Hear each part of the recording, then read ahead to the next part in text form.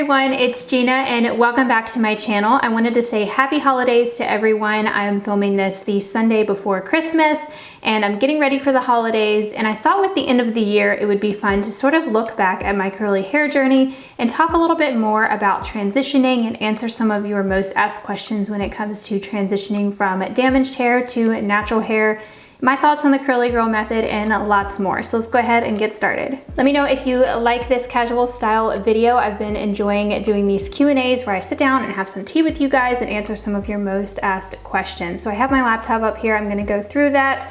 And I'm also going to sort of talk through my natural hair journey. So my journey is a little bit different than what you might see a lot of times when curly hair bloggers talk about transitioning their hair. I didn't just decide one day to completely transition. I didn't even really know what that meant, honestly. It wasn't until I think 2017 when I really dove into the naturally curly hair community and really started to learn a lot more about it. Before, I was sort of partly curly girl method, I guess you could say. Like, I still straighten my hair quite a bit because I really loved changing up my look, and I actually started this channel with a hair straightening video, ironically. That was my first YouTube video way back when I was in high school, and I used to straighten my hair all the time. It wasn't that I hated my natural curls, but I just loved playing with my hair. And I started to wear my hair curly a little bit more in college, and I really started to learn a little bit more about sulfates. I wouldn't say I was completely silicone free though. I wasn't really involved in that world, I guess you could say, online, because this channel was purely focused on beauty and makeup and fashion, and I did those hair straightening videos and stuff, so I never really knew about the entire natural hair community. And it wasn't until 2017 when I went on a blogger trip and really got inspired. I was invited with a bunch of other curly hair bloggers and YouTubers and Instagrammers, and really just got inspired with learning a little bit more about the community. It really opened my eyes to what all is out there. And so I dove into the content a little bit more and realized that there is this whole transitioning thing. And that's when I really started to take it very seriously, actually switch up my routine and really start to learn more about my products. And that's when I started transitioning my content on this channel from more makeup and fashion focused videos over to a naturally curly hair, because I wanted to track my journey. I also wanted to share what I was learning along the way. And I really became passionate about just focusing on the science side of things and the informational part and educating everyone else with what I was learning. And I will insert some pictures here of what my hair looked like when I was not taking it seriously, when I was just, you know, sometimes wearing it curly, sometimes wearing it straight. I used to use Aveda products a lot, which they made great products, but they're not silicone free. Nothing wrong with that or anything. That's just what I was using at the time. I was getting good results, but I was still straightening my hair all the time, so they definitely were not consistent.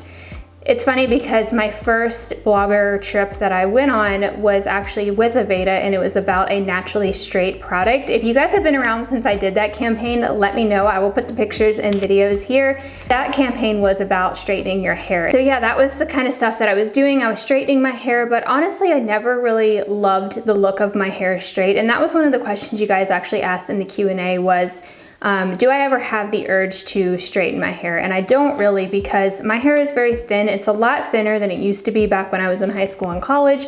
So when I straighten my hair, it looks like I really have no hair at all because it's such low density that it just doesn't look very full. So I have a lot more body and volume and bounce to my hair. When I would wear it straight, I used to have to curl it and stuff. And then I started dabbling into extensions in college. Because it was just so thin that honestly it just didn't look good, and I started to just love the way that it looked curly because it looked like me. I mean, that was the hair that I was born with. It just looked the best on my face and my face shape and just overall my look, and I really just started to love it because it was so unique and not just like everyone else that I knew that had straight hair. So back when I was in college, I was wearing my hair curly, but a lot of times I would have to touch up pieces with a curling iron, and that's still using heat, so I wouldn't really consider that like curly girl method. I was definitely still using heat, and then it wasn't until 2017 when I was like, I'm not straightening anymore at all. I'm gonna actually stop. So I guess it wasn't a particular day that I just completely stopped. I sort of just gradually transitioned my hair. And that's when I started to learn about the true curly girl method and what it can do for your hair and all about heat damage and stuff. So finally saw the biggest change in my hair. So that's been about 3 years. A lot of you guys always ask me, you know, how long did it take? it's a very long process, and the good thing though about the process is you learn so much. I mean, that's when I was doing all the researching and educating and helping you guys, and the more that I learned about my hair when it was damaged and really hard to manage was actually helpful because I learned so much. I'm getting a little bit ahead of myself, but let me backtrack to when my hair was still damaged and when I was not following the curly girl method. So I was still using silicones in college, and the main reason why I don't use them is because my hair just didn't look good when I was using them. I think that's a combination of my hair being damaged plus using the silicones. It was very weighed down. It looked wavy. It didn't even look like I had a lot of curl to my hair. It was just really wavy. The ends were definitely stringy and damaged and stuff, and it just didn't really have any bounce and any life to it. It was very flat because it was so weighed down with the silicones all the time. And I was using sulfate-free shampoo, but that obviously doesn't cleanse away buildup on the hair, so I didn't do any type of clarifying. I didn't do any deep conditioning. I didn't really know about that. I was just using sulfate-free shampoo and still using silicones in my stylers and in my conditioners. So that is the main reason why I don't choose to use silicones. I know a lot of people now especially are starting to incorporate them more, and they're not by any means bad for your hair. I just personally didn't like the look of my hair. Potentially now that my hair is healthy, I could maybe introduce them again and see what my hair does. Let me know if you guys would be interested in that. But for the most part, I mean, I get really good results and don't have any issues with using silicone-free products. So that's why I just continue to use Curly Girl Method approved products. Plus, I'm sharing my journey with you guys, and I'm teaching you guys about the Curly Girl Method, so that's why I choose to use silicone-free stylers, because I know you all are still in that transitioning process. And I think when you are going through that process, it is important to really, crack down on your products and make sure you're using the right stuff for your hair, and really try and take care of your hair as you're trying to care for it and get it back to life. Because that's when I saw the biggest difference in my hair, is when I did start to pay attention to those ingredients and listen to my hair a lot more instead of just fighting it. So the past 2 years, my hair definitely got better and better. I started getting more trims. I never did a big chop, or I never cut off a lot of my hair. I was getting trims before every 6 to 8 weeks actually, and that's when I was still coloring my hair, and that was the only reason I was still getting trims, because I was going to get my hair colored every 6 to 8 weeks because it faded very quickly. I was dyeing my hair darker, and I was dyeing it more of a red hue, so it was fading very quickly, and I would always have to get my roots touched up. It was so much maintenance and very expensive. So I was getting trims very frequently, and I was never really maintaining length because I was getting those trims so frequently, and my hair grows slow, so I could never really grow long hair. And then I stopped this past year. I stopped going so frequently, and I started going every 6 months. So I was actually able to grow my hair, and it actually grew very long.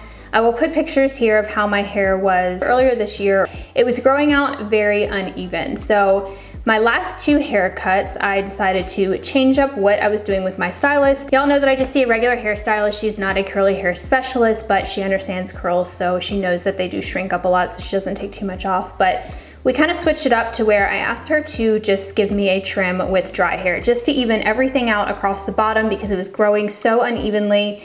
And so she was able to actually shape it and see it actually dry and actually styled like I normally wear it. I didn't go in with it brushed out or dirty or anything like that. It was styled.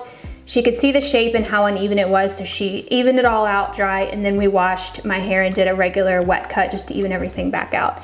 So that was great, but I still had some leftover damage. So I was previously coloring and highlighting my hair. I got highlights years ago.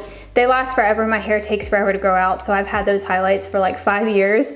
And so I had just a little bit left to still trim the last time I got my hair cut. This was just about a month ago. She decided to put layers in my hair to help remove that because I had just a little bit left that was hanging out at the back crown area at the very end. So I had like maybe a ½ an inch left, and it was up at the upper layer. So I think that is really what was preventing my hair from growing, and I was really struggling with length retention because my ends were so damaged in that area from the old highlights, because whenever you're bleaching your hair, it's raising the cuticle and increasing your porosity. I was so happy to finally get that off, and it was just a breath of fresh air with having completely healthy hair, no damage on it anymore. And even just that little area of having damage left was just making my entire hair fussy. And plus just getting a trim overall was really helpful. I got quite a bit cut off. As you guys can see, it's pretty short, and it was, down to here before. But I've just learned that having shorter, healthy hair is so much better than having long, damaged hair. And I wish that I had understood that about a year ago, but you know, everyone just does things differently, and some people do it gradual, some people go all in and cut it all off. And so some of the other changes that I made to my hair this past year, it actually really started with the My Main Bio analysis that I had done. So the company was so kind to do an analysis on my hair, and I made a video about it. If you haven't seen it, I'll put it down below. But one of the biggest takeaways that I had from that video was they explained to me some of my issues with length retention in terms of my very raised cuticle at the ends of my hair, which is normal. You know, your hair sometimes can be growing out a normal porosity, and then as it gets lower, it gets more raised just because of the damage and wear and tear. So one of the biggest takeaways that I had was I needed to try pre-poo treatments, which is where you apply a little bit of oil to your hair before you shampoo, and that helps with retaining moisture and protein in your hair, so when you go in shampoo, it doesn't strip it all out and just cause more damage and friction. That has changed my hair, so I usually will dry detangle my hair, so I'm no longer detangling in the shower when it's wet, which has helped so much with breakage, and also using a little bit of oil before. So that, I feel like, it's made the biggest difference for me. And then also just being extremely mindful when I am brushing my hair and when I'm detangling. You know, if you're detangling dry, you can feel every single break and knot that's happening, instead of wet with a ton of conditioner and just like ripping through the knots. Or even if you're careful, you know, it's still hard to tell when it is wet if you are breaking and causing any of that breakage and split ends. I think at this point, if I do grow it out, it will probably grow out a lot healthier, and I will probably have more length retention because the ends of my hair are not extremely split and damaged. And I had probably like this much of damage based on the My Main Bio analysis that was extremely high porosity. So even though I was getting trims, I was still having that split end and that really high porosity end because it wasn't getting cut all the way off. So now that I finally got to that point, it's just such a difference. I can't even describe it. So I would say some of the biggest changes that I have seen in my hair since it has been healthy and fully transitioned, I guess, are just it being easier to manage and easier to detangle and wash. And I've also noticed less frizz and just more consistent results every time I wash my hair. I've been testing a lot of products recently, and I feel like I get good results every time, and I guess I'm liking every single product that I try, which never happened before. I feel like I didn't like everything that I tried, or I couldn't find something that worked for me, but it was just because my hair was damaged. And now that it's healthy, I'm just liking everything. Yesterday I tried out the Uncle Funky's Daughter Curl Magic, I can't remember what it's called, but the Uncle Funky's Daughter gel. So I've been trying to test out some drugstore products. I used it for the first time yesterday, and I really liked my results. And they looked very similar to the last time that I washed my hair and tried out a different product. And I haven't really had any issues lately with products that I'm testing. I've been able to air dry, which is something I've never been able to do before. It always looked awful. Obviously, I get better results from diffusing and I get more volume and stuff, but if I'm just staying home, you know, I don't mind how it looks if I just let it air dry and let it be. Another thing that I've noticed is my hair, when it doesn't have any products, so my completely naked curls, look so much better. If you have not tried not using products before, definitely recommend trying that out. Just skip the products if you're gonna be staying home one day, and just wash your hair. You could use some leave-in and still sort of like style it with leave-in, like try and make it look, you know, decent instead of just brushing it out. And just try leave-in, let it air dry and let it be, and you can learn so much about your hair by looking at your curls without any product. I definitely learned a lot about my hair, and I could see where the areas were damaged when I didn't have any product, because products obviously help your hair look better and give you the illusion of healthier hair, which is awesome. But if you're really trying to sort of assess your hair journey and kind of see where you're at, let it dry without products. And I've noticed that it looks so much better. I will insert a video clip. I think I filmed some stories the last time I left my hair with no product. I will put that here so you can see how it looks without product. I should have done that for this video, but I just washed it yesterday. Compared to here, I will put up how my hair used to look without product. I did post a photo on Instagram earlier this year, I believe it might have been last year, with my hair with no product. And how damaged that it was. And you can see where that highlight damage was for my old highlights. They were about, I think they were like chin length down, and now they're completely gone. And it is a world of a difference. It's so much better. One thing I think is really important is to not compare your results to someone else's natural hair journey. You know, it's kind of like when you're on a weight loss journey, it's not good to compare yourself to others because everyone's body is so different and everyone's lifestyle is so different. And the same goes for our hair. You know, we all have different hair, we all have different porosities and textures, so something that might work for my hair definitely could be completely different on yours or not work for you. Everyone has different, hair goals. Somebody might look at mine and think that it's still too short or it's not full enough, but my goal is just to have healthy hair. It just depends on so many different factors, so I wouldn't compare yours to mine and how long that it took. Just know it is a lot of work and it does take a lot of time, but the end result is so worth it. So I'm gonna try and answer some of the questions now that you guys asked for the Q&A. I sort of answered the one about, are you getting more consistent results? Someone asked how long into your journey before you started to see that consistency improved? And I would say really this year, so that would be year 2 to 3, I guess. And really the last 6 months of this year, after I got that bigger haircut where I had more cut off, I noticed the biggest difference the past couple of weeks. So I would say most recently I've had very consistent results, and every routine that I do just kind of looks the same, and I've noticed in my videos lately that it's not looking much different, or I'm just liking every product that I try, and that's a good thing because it's just a lot easier to test stuff, and I feel like I'm liking a lot more products when before there was definitely some I didn't like or they just didn't work for me. The only thing is I would say I still need to see how my hair does in the summertime. I'm interested to see, do I still have extremely high porosity hair, and was it natural to have it or was it just damage? And I think it's definitely improved in porosity.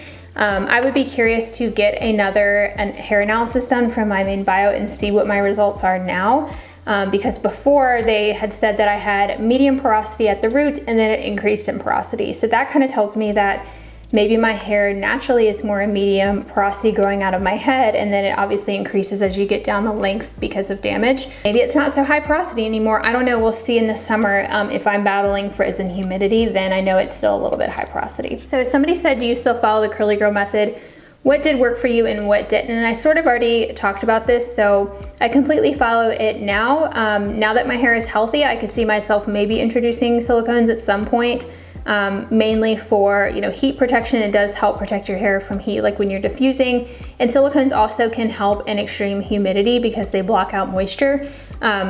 But you don't want them to block out too much moisture and not let moisture in. That's sort of the theory. I get great results without silicone, so that's why I don't worry about it and I don't use them. But someone asked, has your curl pattern tightened up now versus when you began, and how has your curl pattern as an adult differ from what your hair looked like when you were little? So I will insert some pictures here of my hair as a baby, and my hair was very thick and dark when I was little, and then it got blonde and curly when I was a toddler.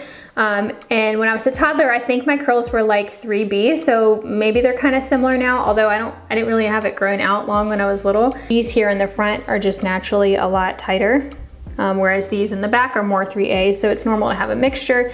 My hair has definitely tightened up compared to what it used to be. As I mentioned before, when I was using silicones, it just looked very weighed down. It looked wavy. It didn't even look like I had ringlets. So the pattern does tighten up, but if you're not getting any tighter results and you've done everything that you could do and your hair is healthy, then that's just your natural curl pattern, and it's normal to just have wavy hair and not have super tight curls. So having tighter curls is not always the goal, so don't get hung up on getting tighter curls. I think getting your hair back to its natural texture is the key, and you can't really compare your hair to what it was like when you were a kid because so many things change, especially hormones. It's something that I feel like no one talks about, but that can change your curl pattern drastically. I know some people that have gotten pregnant or had kids or through puberty or whatever, and their hair texture completely changed, and that's normal. So somebody asked techniques for curl structure other than finger coiling. I saw this a lot. People were wondering, how can you get a good curl definition? I would say you can check out some of my previous videos that I've done on curl training. I've done one about Olaplex with curl training. That's definitely helped.